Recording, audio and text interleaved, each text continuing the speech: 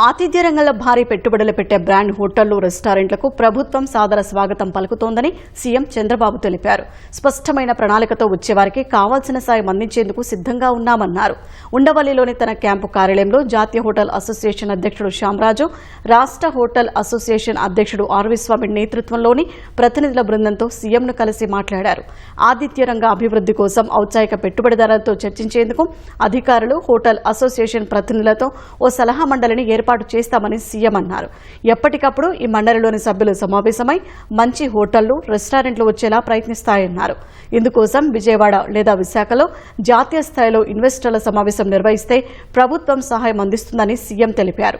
శ్రీశైలం, చిత్తూరులో స్టార్ హోటళ్ల ఏర్పాటుకు ముందుకొస్తే ప్రభుత్వం స్థలం సమకూరుస్తుందన్నారు.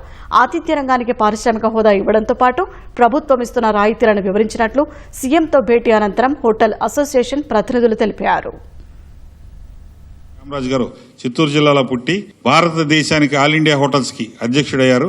దానికి ముఖ్యమంత్రి గారికి కూడా అభినందనలు తెలియజేశారు. టూరిజం రంగం మీద బాగా ఇంట్రెస్ట్ ఫోకస్ చేయడం జరిగింది. అలాగే ఇన్వెస్టర్స్ ఎవరైనా బ్రాండెడ్ హోటల్స్, పెద్ద పెద్ద బ్రాండ్స్ ఉన్న వాళ్ళని ఇంటరాక్షన్ మీటింగ్ కొద్ది రోజుల్లో ఆంధ్రప్రదేశ్ లో ఏర్పాటు చేయాలి, నేను వస్తానని చెప్పారు.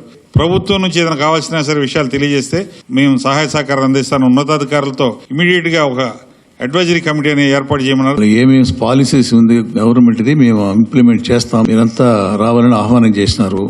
మా హోటలియర్స్ అంతా కొంతమంది అంతా వస్తాం, మేమంతా ఇక్కడ వచ్చి డెవలప్ చేస్తామని చెప్పిండారు. ఆ 970 కిలోమీటర్లో ఈవెన్ ఒక 10-20 డెస్టినేషన్లు కూడా డెవలప్ చేస్తే ఆ కోస్టల్ టూరిజం కూడా ఇంప్రూవ్ అవుతుంది.